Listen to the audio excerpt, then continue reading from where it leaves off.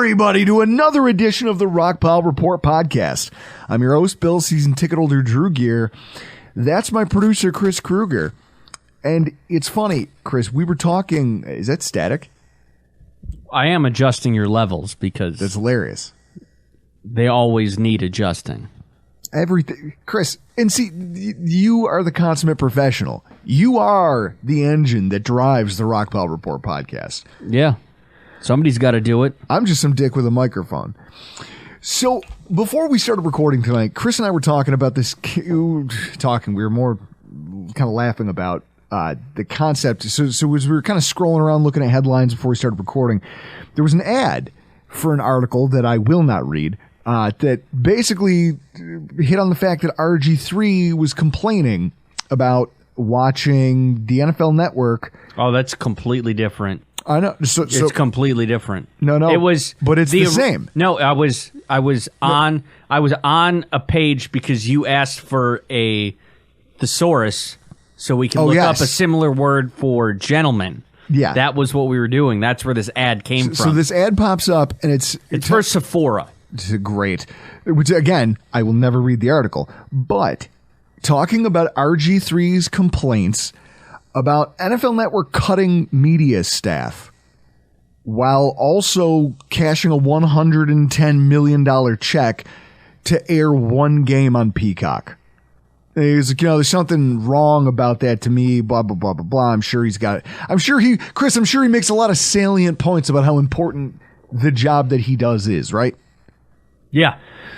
And then you mentioned something similar in the fact that there's a lot of people who are upset about the fact or think that it's in poor taste that ESPN recently just announced the hiring of Pat McAfee during a round of layoffs.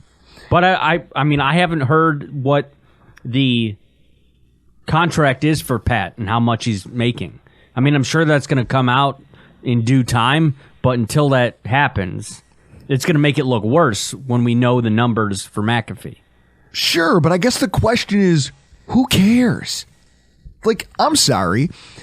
First of all, and I think I've said this before on this podcast, I think years ago when we were talking about the Chris Brown. Remember when Chris Brown of the Buffalo Bills got suspended? Yes. For talking out of school about who was playing on the offensive line and what the groupings were. And I think they picked Chris Brown, who's kind of their own team, like he's a team employee, right? Yeah. They picked him to make an example out of because they know he can't quit. Where else is he going? Nowhere. Yeah. So the Dolphins. Look out, Wingfield, he's coming. Although I think, I don't know. I feel like he has a more prominent chin than Travis does. Yeah.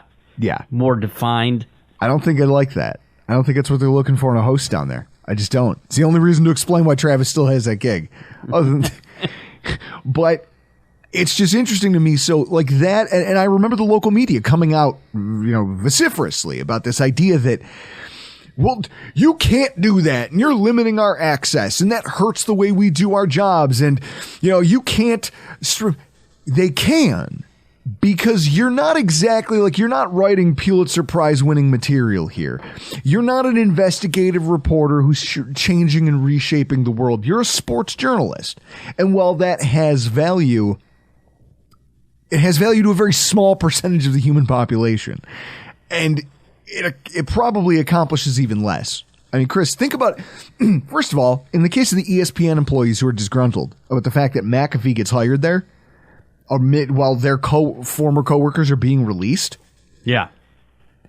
Like if it's production staff, on-air talent, if you guys were that good, ESPN wouldn't have to go out and pay a bunch of money that they don't want to spend and don't have to spend to bring eyeballs to the platform, would they? No. Well, a lot of the McAfee situation was when he came onto the scene after his retirement, Fox gave him that one look on as a game analyst, week 17 or 18, Packers and Lions, and he had that great call, the fake field goal.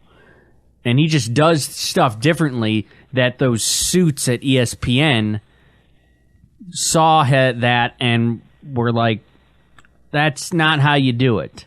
But McAfee went, fuck you, that is how you do it. And then he went and did it on his own. Now ESPN's coming back saying, oh, we made a grave mistake. We'll give you the bag. Yeah, and not giving you money. It's almost like a Blockbuster Netflix scenario, right? Like, yeah. He pitched himself to all these companies and was like, hey, just bring me in. You could have been paying him. Chris, there exists a universe where ESPN gave Pat McAfee a contract immediately after retirement, and right now he's only worth like $2 million a year, right? Yeah. That's in a universe out there. You know, if you watch Rick and Morty, you believe in multiple universes and parallel. It exists out there. The one we live in here today is the one where they fucked up and they allowed him to become too big, and now they have to pay him Chris, what do you want to if we had to bet how much money he got paid? Well, he was on a 4-year, $120 million deal with FanDuel currently. Now that's out the door, so you would have to think it is around that or better than 4 years, $120 million. So, and then factor in all of his staff that has to come with. So that's my point. Like, you fucked up, ESPN, but also that's all they do. And for the people complaining, the on-air talent complaining, there's a lot of stuff that you guys don't do, which is why all the ratings are down. Chris, what were they saying? Like, NFL Network has never had ratings be lower than they are right now? Probably. Like, there's only a handful of people who even move the needle anymore on NFL Network. It's like Rich Eisen. Who else? Who else matters on that platform?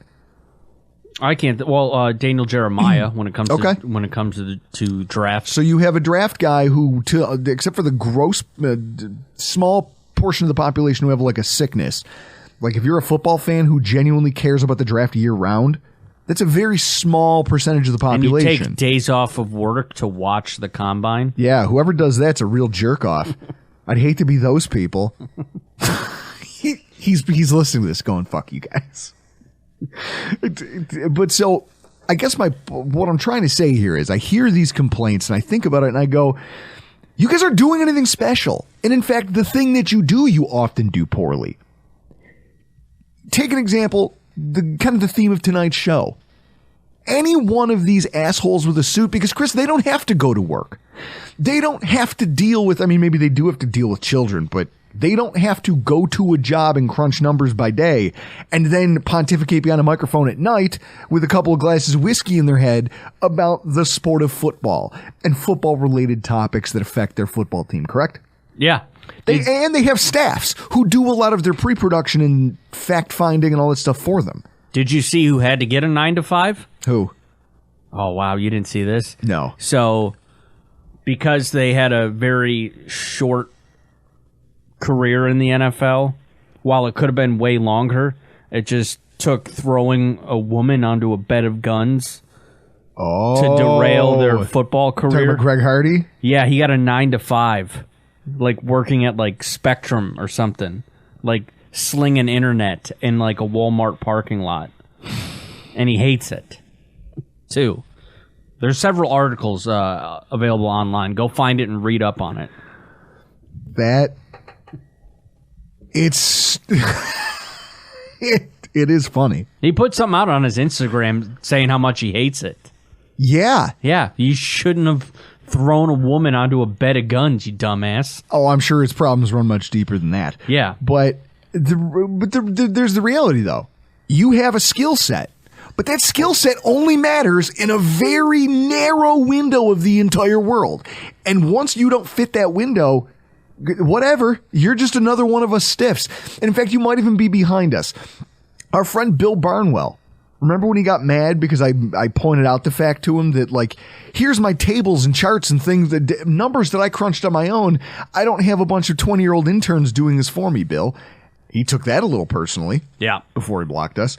But it's the truth, and it's why a lot of these guys who are mad to see what their profession narrowing and their numbers dwindling as networks figure out that a lot of this is fluff and no one gives a shit anymore because they're getting better content elsewhere.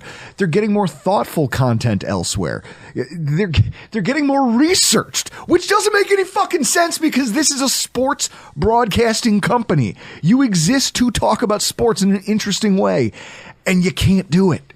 Chris, this is what got me. I was listening to somebody, play a clip from ESPN. People talking heads on a panel, one of those, the argument shows. Yeah, your whatever they're called. First Take. Whatever it was. It was the one with the Greenie. Get Up. Okay, great, wonderful. And he was arguing with a bunch of people about strength of schedule. Strength of schedule. We're still having this conversation.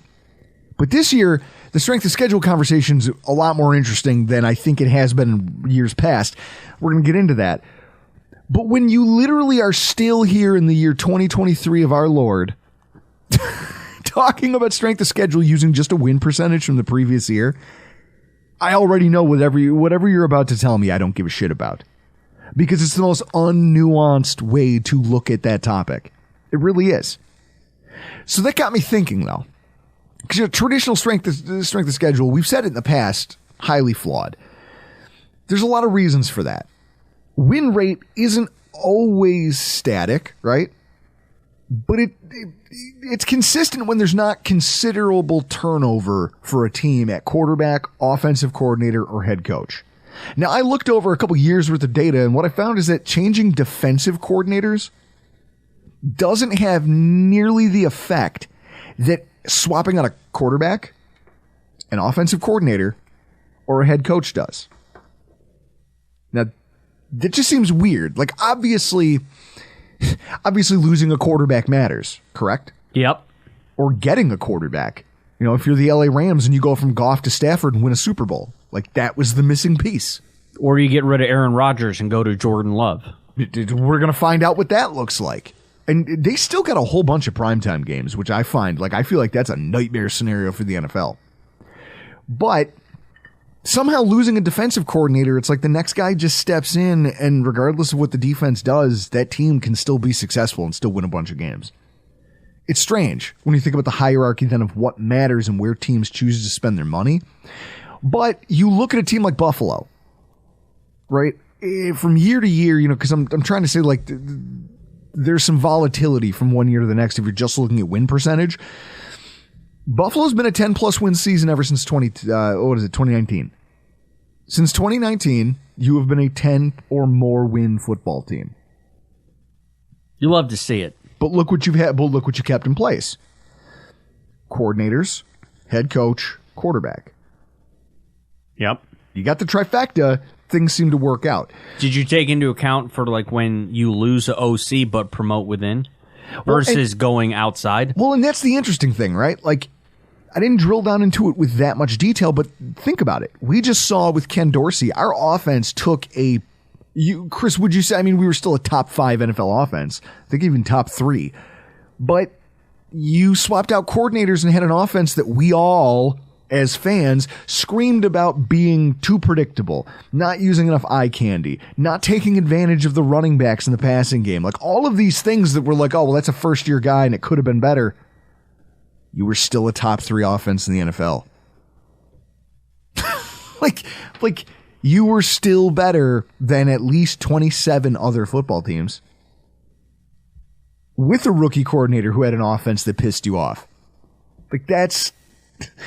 I don't know. I think it's that trifecta. It's the coordinators, head coach, quarterback. As long as you can keep some semblance of that together, you're going to win.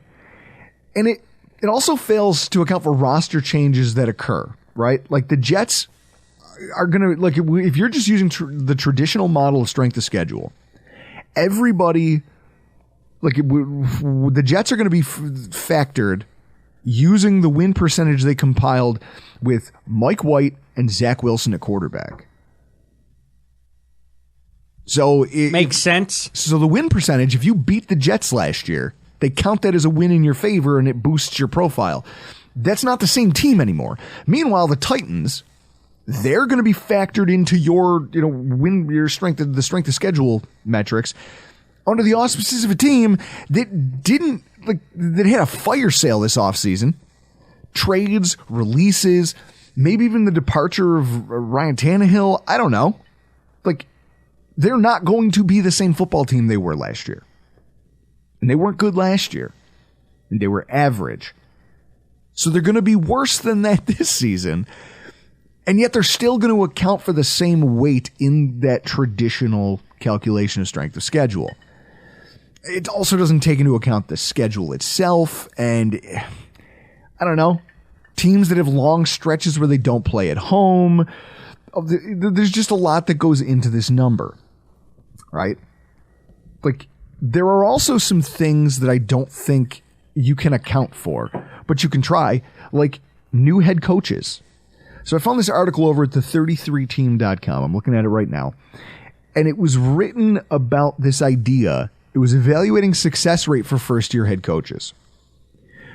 So you look at it, and they go, head coaches, obviously, you see some get hired every year. A lot of them will have the Mike McCarthy's of the world, where they've held a job or two. You'll also have new guys, fresh faces. This thing is talking about how the rookies, like since 2008, right? 17 of the 24 new coaches that made their playoffs in their first year with the new team were rookies. Like, that's 70% of the coaches, the Kevin Stefanskis of the world, right? Yep. Who's the Vikings coach?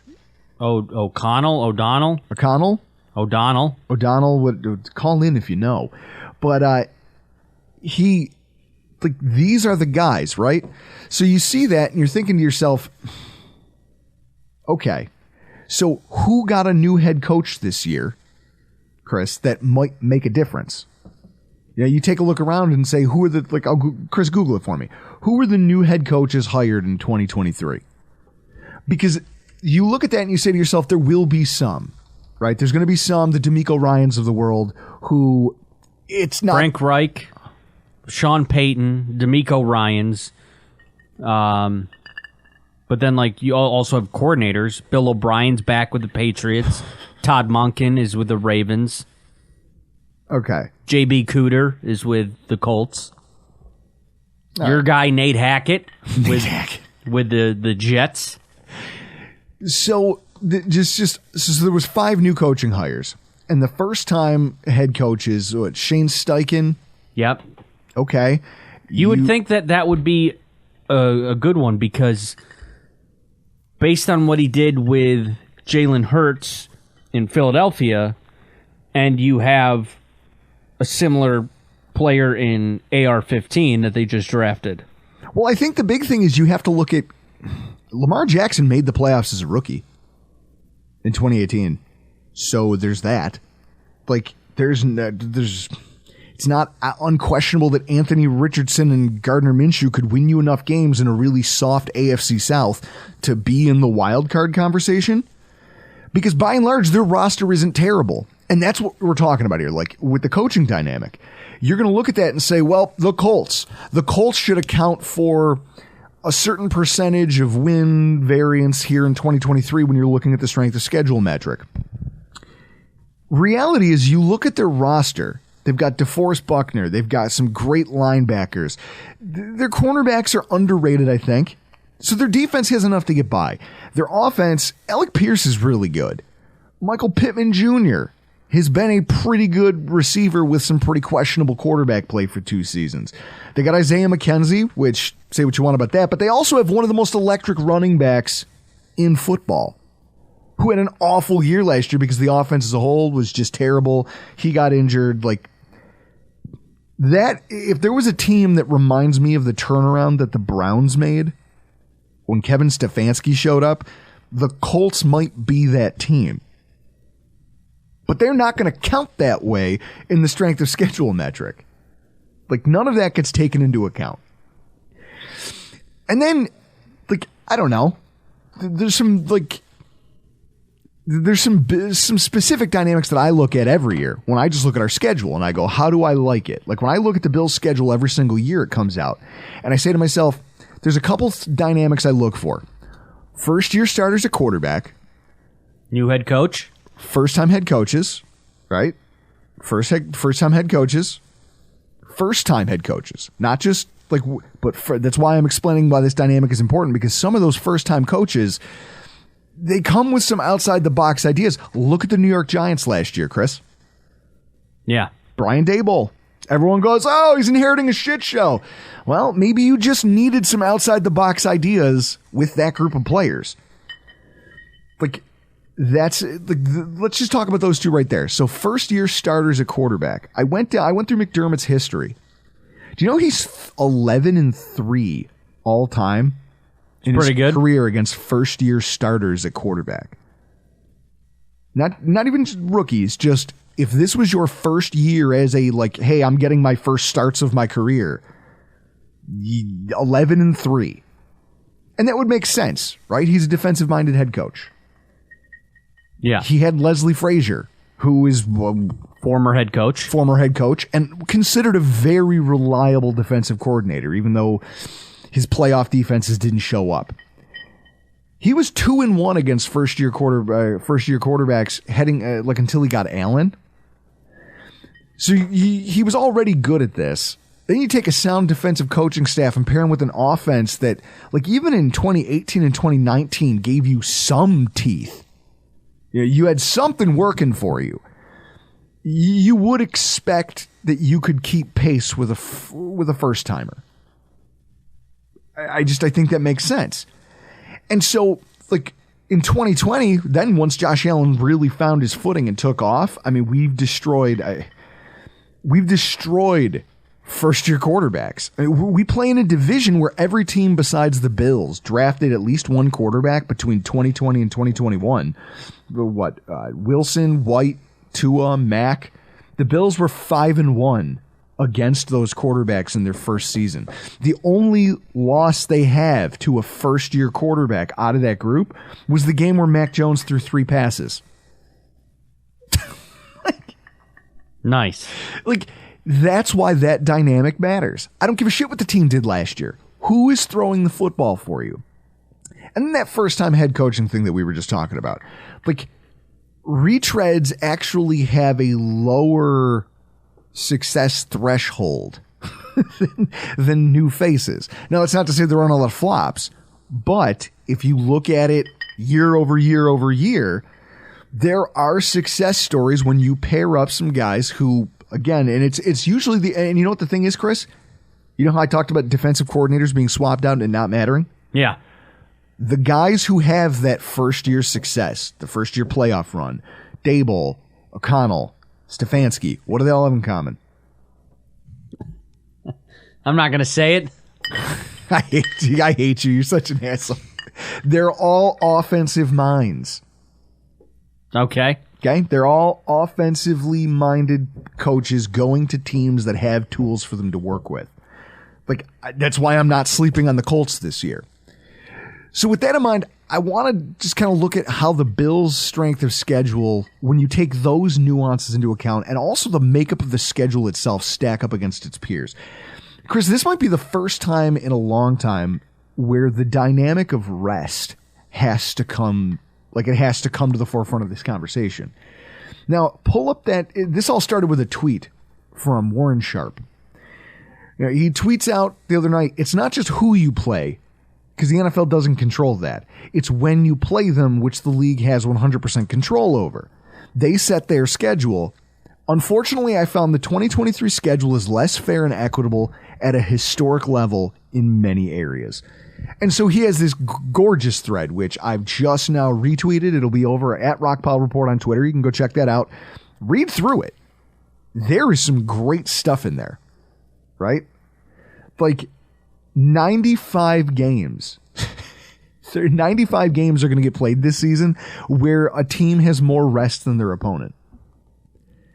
That's on the whole 5% more from where they were in like the late 2000s. Up from 30%. And apparently there's no balance, right? Like teams are going to get hammered. So we're looking at this chart that he put together, Chris. And it's basically showing the disparity and the number of times that football teams play games. He basically just netted it out and said by day and by week, how much more or less rest do you have than your opponents? And worked it out to an average, right? So Buffalo sits at 0. Our number is 0 because we play just as many teams with a rest advantage as we play teams where we have a rest disadvantage. Makes sense. Green Bay, the only other team with that. Look at the bottom. You love to see it. Kansas City is a negative 13, meaning that they not only play a team off their bye week, they also have 5 different games where they have at least a 1-game rest disparity from their opponent. They have 3 games this season where it's 3 or more days of rest that their opponent's going to have that they don't. Now, how does that happen, Chris? Is that that's the byproduct of you, I'm assuming, playing on a Sunday night, your opponent played on a Thursday night. Now there's a rest disparity of 3 days. You're going to have that when you're a good team like the Chiefs, and the worst one on there is the Niners. Mm-hmm. You're getting night games. You're getting Thursday night, Monday night. Those teams are getting the max 5 primetime games for sure. So it makes sense that if you're a successful team, you're going to run into this problem more than you will if you're not a successful team. And if you look at the teams that are at the bottom of this chart, right? Because I heard people bitching about Buffalo's running this and how, we're playing teams and we don't get as much rest. I saw some, Chris, we talked about journalists being mad that they're getting fired and laid off. Yeah.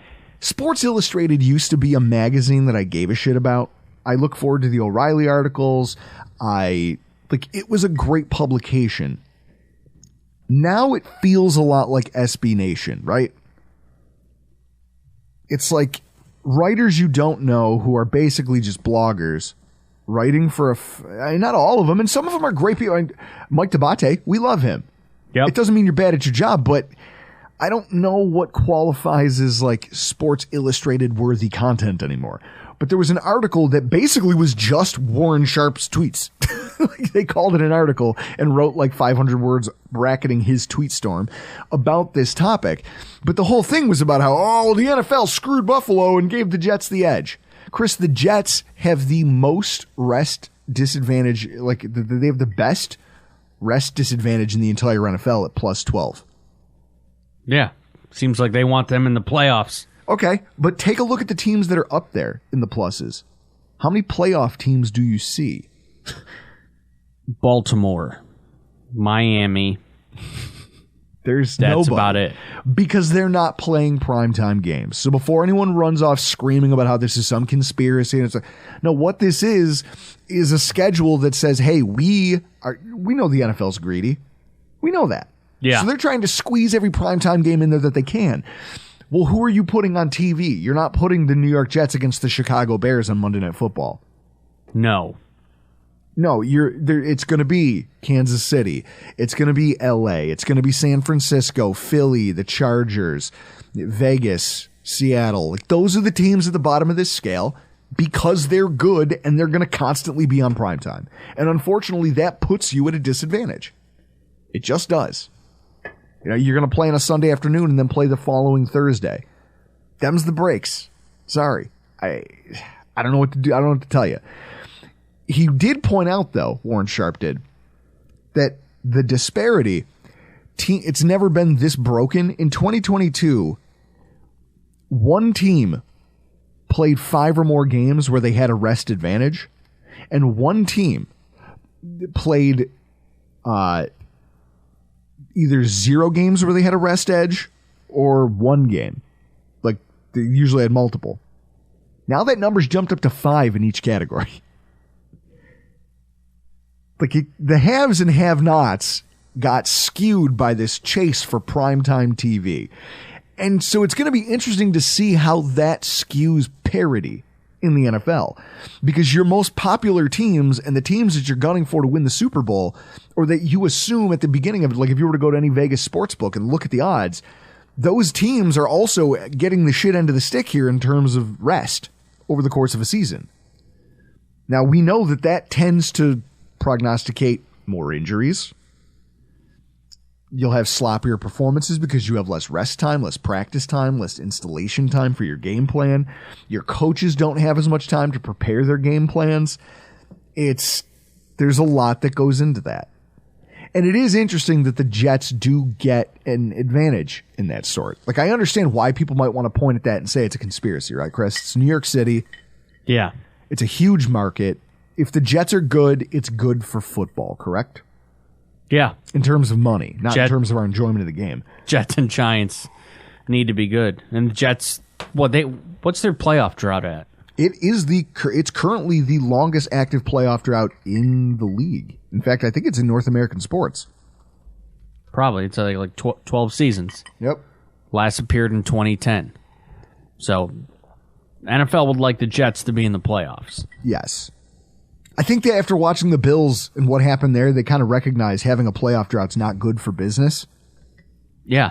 You should be trying to, but at the same time, this isn't something that they maliciously went out and did. It's just that the Jets play who they play. They made the schedule to try to ham-fist as many good teams on primetime football as they can. The Jets are not a good football team. This is what happens, right? So then you take a look at our Bills and how they stack up in each of these categories. So, Chris, pull up the Bills' schedule again for me. Got it. You take a look, the Bills, when you compare them to the rest of, like, let's just say our division and the teams that we believe are going to be at the top of the NFL. First-year starters at quarterback, if by the time we play Washington, week 3, Sam Howell still is, in fact, the starter. Like, it seems to be trending that way, doesn't it? You would hope so. I mean, let's see. Our lads, who else do they have there? They don't have Wentz. That's for sure. Who does have Wentz? Is he in the NFL? Is he in the NFL? Like, does he have a team? He's still considered a free agent. I mean, did he at least get paid? Yeah, he made his money. Sam Howell, Jacoby Brissett, Jake Fromm, and Tim DeMorat are listed as their 4 quarterbacks. Has Jake Fromm thrown a touchdown pass yet? Yeah, yes. Nate's had his Seagrams for that. Okay. I want to make sure. We keep him honest on that. So, we only have one game when you look over our schedule against a relatively green quarterback. When you look at our corollaries, the Chargers have 0. The Chiefs have 0. Cincinnati gets 2. Baltimore gets 2. You take a look at our division opponents, you know, they're gonna get to play. So if you're talking about Miami, right? You look down the list, they're gonna get the Carolina Panthers and Bryce Young and Washington. So they get 2. I mean, it looks like the contenders in the AFC when it comes to like that. Like, hey, let's beat up on a shitty quarterback or a new quarterback. Everyone's pretty much right in the same boat, right? Yeah. First-time head coaches, guys who might make a dynamic difference. We don't have to play the AFC South this year. We got that out of the way last year, so I don't have to worry about Shane Steichen getting the Colts and shocking everybody when he puts together a run-heavy Anthony Richardson, comes in mid-season and just that offense is running for. Can you imagine if Anthony Richardson even has a little bit of accuracy with arguably better weapons right now than at wide receiver than how long did it take Lamar Jackson to get decent wide receivers? Not good. He's never had good ones until now. Decent wide receivers. Probably his 3rd year in the NFL league. Yeah. Okay. If Anthony Richardson has even a little bit of accuracy, he's already got better weapons.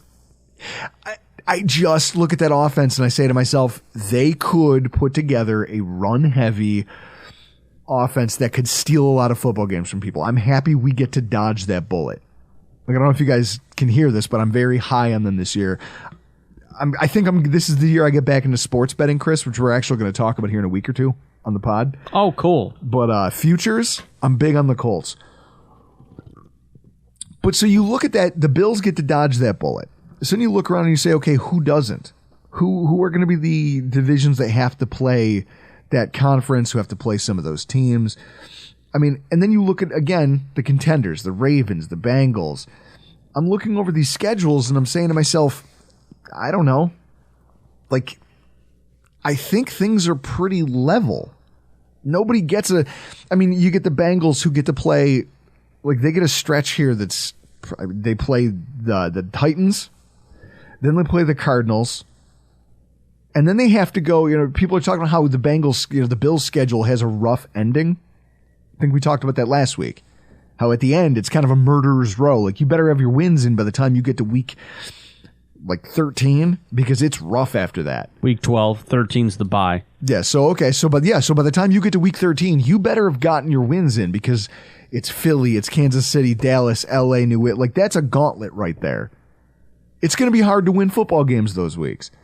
Well, then you look at Cincy, they have them too. Like, that's the other thing of this strength of schedule thing. You can say, well, the percentage says they have an easy schedule.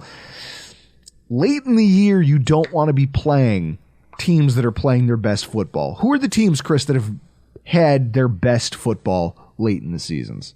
Kansas City. Not the Chargers. Not the Chargers. They somehow find a way to shit the bed pretty fantastically late in every season. Cincinnati. You look at Buffalo. From the start of December on, 4-2 in 2021. In 2022, you look at the end of the season, 1, 2, 3, 4, 5, 6, the canceled game against the Cincinnati, 7 consecutive victories to end the season. And let's go back to 2020. Let's look at the numbers. Come on. Give me something here, Pro Football Reference. Come on. It's got to be. Wasn't 2020 when we had all those one-score wins? 2020 is when we were blowing people out. That was when our offense just showed up and just stomped on everybody. We had our bye week in week 11, Chris. Yeah. We went undefeated for the rest of the season. We were winning games 1, 2, 3, 4, 5 consecutive games with a margin of victory of 10 points or more. Like, that's the best football teams are playing their best football late in the year, where they're running like a well-oiled machine. They've kind of figured out what they got. Their young players maybe are starting to really contribute. It's the makeup of your schedule too. And so when you look at that and you look at tough stretches, like Cincinnati gets one early. Like, they're going to have more shuffling on their offensive line. Who knows what their backfield's going to be like? They lost Samaje Perine, who was kind of quietly one of their best running backs. They're going to go into an early season slate where it's rough. They play Cleveland, who should be better, right? You would think. Then they play the Ravens, the Rams, Tennessee, away. Cardinals away, which is kind of a laugher. So those two are fine. Then it's Seahawks at San Francisco, home against Buffalo. Like, that's a 3-game stretch there where you don't know if you're winning all 3 of those football games. Yeah. And then obviously divisional matchups at Ravens, Pittsburgh Steelers, like, those are always tough. They have to play the Colts. They play the Chiefs to end the season. Like, New Year's Eve matchup. I like that. Like, I feel like they have a tough stretch there, right in the middle of the year when you're probably trying to find your footing. And that could lead to them being the team that's just staring up, kind of like they were last year, staring up at Buffalo and KC going, man, I really need one of you guys to drop the ball here. It's just, there's so much nuance that goes into determining a strength of schedule. But when you look at it, Chris, I'm going to Google it. Strength of schedule. For this year? Yep. You want to give that a goog? Yeah. You're faster than me. Also, my hands are full of whiskey, so you know. It's from Sharp Football Analysis. So I'm assuming that means Warren Sharp. Yep. So go up. Based on projected win totals. That's it. That's it. Just projected win totals. The Saints have the easiest schedule. Okay, where are the Bills on this? Okay, go down. Whoa. Go down. You want all this? Yeah. So who is at the bottom of this list? Patriots. Okay, hang on. Scroll up again. Go all the way to the top of this chart because I want to see, is that projected win total? Guys, this is sharp. Okay, projected win total. Perfect. Scroll down to the bottom again. Show me the bottom rung. So New England's being projected to win 7.5 games. Yep. Do you think that that's fair? Yes, I do. You're talking about a team that should have been awful last year and was still in the playoff picture in the final week. Yeah, but then you add Bill O'Brien. You think he's going to be more of a detriment than a help? No, he's going to be a help. Yeah, so I think they're going to win. I think they're going to be better than that 7.5. I'd take the over on that. The Raiders, the Dolphins, the Bills, the Chiefs and Jets. So we're all kind of clustered down there. Chiefs, Jets, Chargers, Jets, Vikings. Except out of that group, the Bills and the Chiefs are the only ones at the bottom of this list still projected, even with that schedule, to get double-digit wins. Like, oh, you have the hardest schedule, but you're also... Like, it doesn't... That's why I hate this, Chris, right? Mm-hmm. That's why this sort of... That's why this strength of schedule, as you know, it sucks. I think that when you look at the makeup of it, and as we've talked about it tonight, and I sit here, I think there are some teams that will surprise people. Sean Payton going to Denver, that's going to be a problem. I think that that's going to be a problem for the rest of the NFL. I think that, if nothing else, he knows how to use the running backs. He's going to get the running backs involved in the passing game. If he goes, hey, my quarterback is truly cooked, he can't throw it down the field anymore. And this offensive line, we don't... I think they fixed it once they got rid of Russ's personal office. But I think they're going to fix that. Now, is that enough for them to be a great football team? Probably not. But because of the division, they can make some noise. Like, if we're talking, so if we're talking about the Buffalo Bills in the division, let's just start there. Buffalo Bills in the division. We have two teams that are, just by the traditional metric, have a difficult strength of schedule. The Patriots and the Dolphins. They're both ahead of us. We'd like to believe we have a better quarterback than them. They each get to play more first-time quarterbacks, but you can't control that. And I don't know. I'm looking at Miami's schedule right now. Dolphins. Would you rather have... Yeah, go to the Dolphins. Would you rather have their schedule or ours when we look at some of these stretches here? Well, I don't like their start at the Chargers. Where they lost last year. Late afternoon Chargers. And then Sunday night the following week at New England. So that I don't like. I don't like the start of their schedule. Well, then they come home, but they're playing Denver. And then they go on the road against Buffalo. Again, if we want to talk about universes that exist, there exists a universe where that team is like 2-2. God forbid 1-3 if something really catastrophic happens. It's a bad start. Yeah. Let's show me the Patriots. Got it. Let's take a look here. Tough start with the Philly, Miami, the Jets, the Cowboys.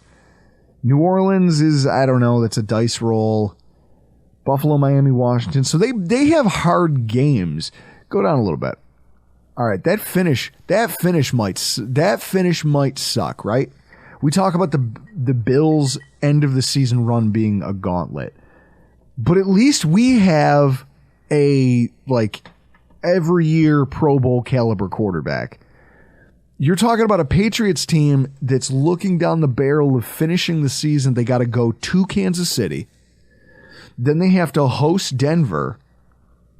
What is that? NFL Network. So that's a Christmas Eve game. They host Kansas City, and then they're at Denver. Okay, so they go to Denver. They host Kansas City.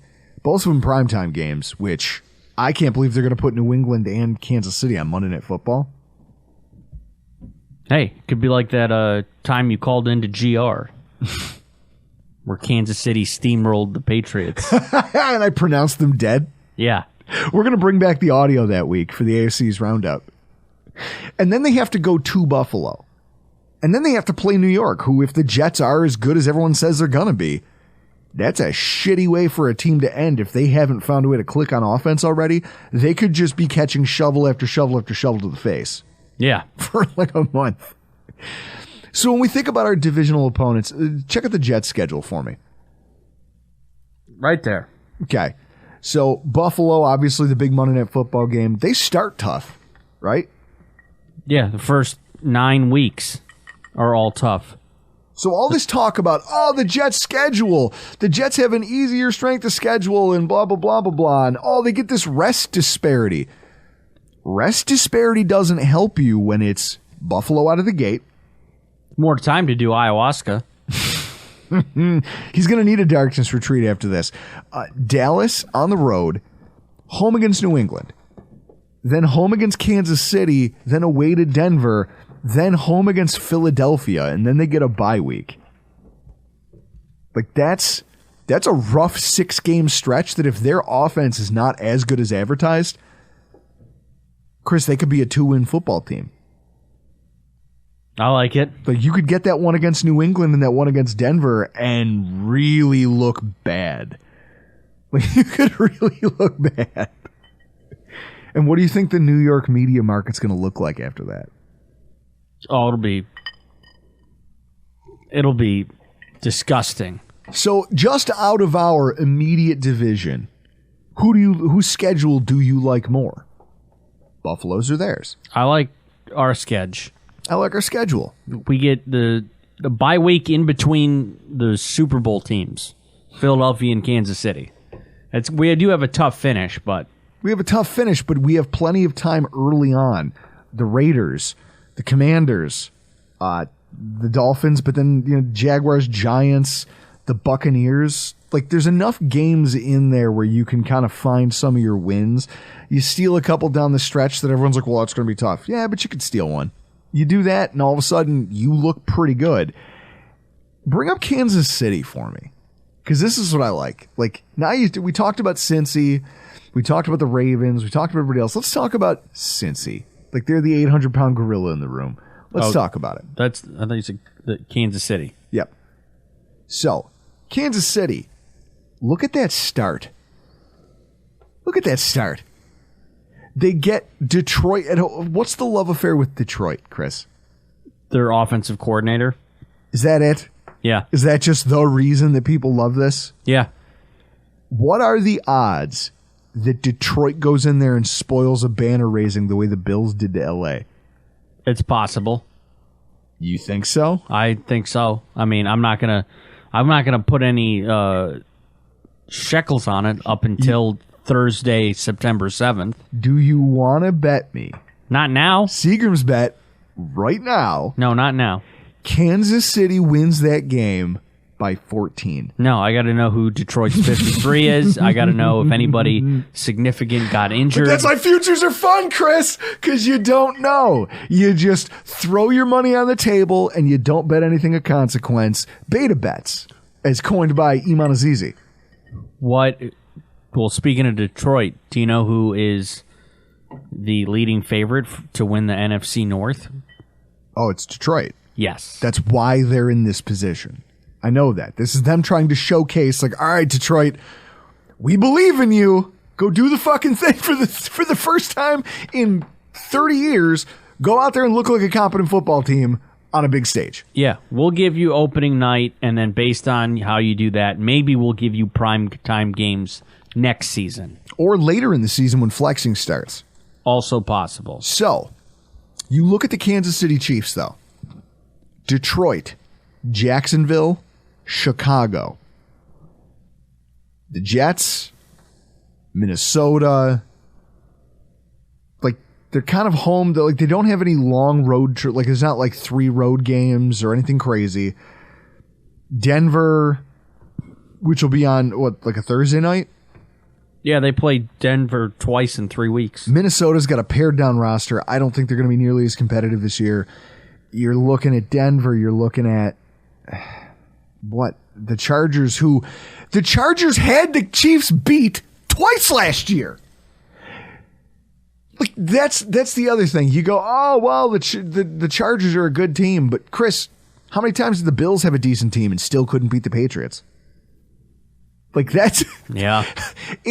There is something to be said for the fact that like, so these Chargers games, I just assume that the Chargers are going to choke that away again. The way their schedule lays out is pretty soft. Like for them having this quote unquote difficult strength of schedule. Chris, do you see any rough patches in there for them? I don't. Not sustained. 3 division games in a row is tough because you always play your division hard, no matter how good or bad the other teams are. I feel like division games can almost always be a 1-score game. I mean, I think the hardest stretch they probably have is Vegas, which isn't even. Maybe again, this is another thing for our futures podcast that we're going to do in a week or two. Maybe I'm selling Vegas short, but Jimmy Garoppolo at quarterback and Josh Jacobs, like that's your offense. You have Devontae Parker, but what's he worth with Jimmy Garoppolo at quarterback? Yeah. We're talking about a guy who won a playoff game. Devontae Adams. You're talking about a quarterback in Jimmy Garoppolo who won an NFC championship game while throwing, I think it was like 8 or 9 passes. Yeah. Like makes sense. That's his job. If you're winning things, that should be his job. It's like our softball team, Chris. They do their best when I don't have to do anything. I can just hold the book, drink a beer, slap a few asses, give a few rah-rah speeches that nobody wants to hear. Like, we are our best as a team if you don't need me to do anything complicated. Yeah, you're not a team player. And so with that in mind, I just don't see this schedule for, like, I love the Bills schedule, and I think amongst the competition, it's us and the Chiefs for probably the ones I like the most, correct? Yeah. I don't know. I think that we just did more work in 50 minutes than at least half of the people who get on TV and talk over at ESPN every single week. Breaking down the complications of strength of schedule and why you can't always, why you should look a little bit deeper than just, hey, here's a percentage. That's like saying, hey, Chris, hockey, you're a hockey guy. Love it. That's like saying, hey, Vanek, what was his fucking name? Thomas Vanek for the Buffalo Sabres used to score, what was he, like a 30 goal a year scorer? You can always count on him for 25 to 35 goals. Okay. And everyone goes, well, then he must be a good player. And you go, whoa. Pare that down to 5-on-5 scoring and show me what his numbers were. And you go, oh, no. Yeah. Oh, no, he's actually not good. He just cherry picks on the power play. That's not great. Yeah. No wonder our teams are bad. We built them around that type of guy. It's the same conversation. It just depends on how seriously you take your job and whether you want to look deeper into it. I know I do. And I don't get, well, we do get paid, but I don't get paid as much as they do. Yeah, well, we don't take a paycheck from this. Also, they don't get fired. Like, well, No. we don't get fired. Not yet, anyway. Hey, Blue Wire. Can't fire me yet, baby. Yeah, we have contracts. We have contracts, baby. Although I did like the fact that Tyler laughed when I brought up the fact that I keep... Like, I think he thinks I was joking when I said, I go, hey, don't worry, I always keep a couple $100 in the kitty if I need to get out of this contract. I'll buy my way out. I'll Ted DiBiase this thing. And he laughed. I was like, I think you think I'm kidding. No, I should just get on a Zoom call with him and show him my cash stash. You're like, guys, we will fly the coop. But no, seriously, Blue Wire's been great to us. They've never impeded on our work. Yeah. They allow us to just do this nonsense each and every week. Yeah, we'll buy out our contract and then someone else's too with that cash stash that I have. A podcast that didn't want to leave the network, we're like, Yeah. we're buying them out too. Why? Because we feel like it. It's hilarious, guys. I want you guys to think more intelligently about this. So when you're tweeting and you're like, well, they got a hard schedule this year, look a little bit deeper into it, right? Like the Bills don't have an easy schedule, but of the teams that have a hard schedule, not only do I love the talent on the Buffalo Bills more than most teams, you know, it's us, the Chiefs, this love affair with the Jets. Chris, it has to work for them this year, right? You would think. There's no excuses now. You have the longest drought in football, which you'd think I'd be more sensitive to it, but it's like me being fat. Like, people look at me and go, oh, I would think that you would have more sensitivity towards people with weight issues or people who are self-conscious about their weight because you used to be 348 pounds and have a size 52 waist. And I say, you're wrong, only because I changed it. I did something about it. And so in my mind, it's not that I think anybody who is overweight is doing something wrong. I'm not fat shaming here because I'm still fat as hell. I'm like 202 now. I'm up to 202. But from 348, it's one of those things where you did something about it. So because I did something about it, I look at it differently than someone who's like, well, this thing just happened to me. And for some people, they don't have a choice. It's medical. It happens.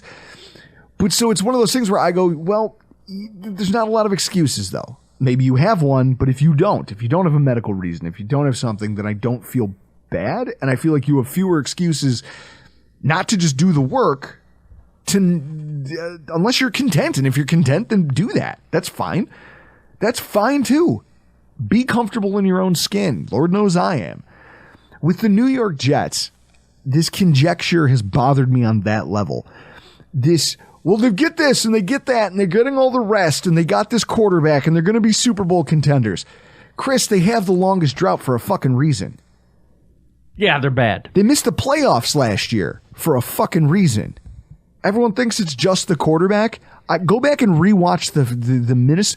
If you have Game Pass and if you're interested in watching it, I bet you I can find you a condensed version of it online. DM us. We can work something out because I want you all to see this. The Minnesota Vikings game that the Vikings tried to give to New York and their coaching staff was so inept they couldn't take it. To get into the red zone multiple times and then not run the football from inside the 15-yard line when you're the fucking Jets. Like, there are bigger issues than just a quarterback there. And I think that these things are Band-Aids, Chris. I think that who's Nate Hackett? I don't know. One of the most horrifically ineffective red zone play callers in recent history. And one of the worst head coaches ever. One of the worst head coaches in NFL history. That's not deniable. Imagine getting the job and getting fired. What did he get fired? Week 12? Something like that. It's like Bobby Petrino all over again. You are a skid mark in the underpants of NFL history. That's the guy? So you brought in a quarterback whose team finally got sick of his shit. An offensive coordinator who was a head coach until he got fired, and when he was an offensive coordinator, didn't actually call plays. You married them with a head coach who wasn't great last year, whose team lost a lot of games they maybe could have won, but also showed up completely unprepared for some games that they got. I'm sorry, but I just don't get the love affair. So even with all these advantages that they have, even with the way their schedule lays out more unfavorably than ours, I still don't see them as a threat to the Bills in the AFC East. Not yet. I need to see it. You have to go out there and make it work. I don't know.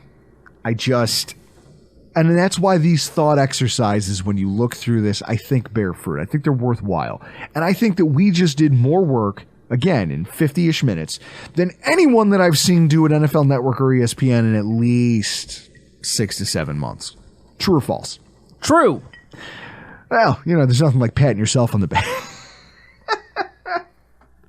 Chris, this has been fun, but I think we've bored these people enough. Yeah. We're going to get the hell out of here, guys. I'm Drew Gear. That's Chris Kruger. This has been your Rockpile Report.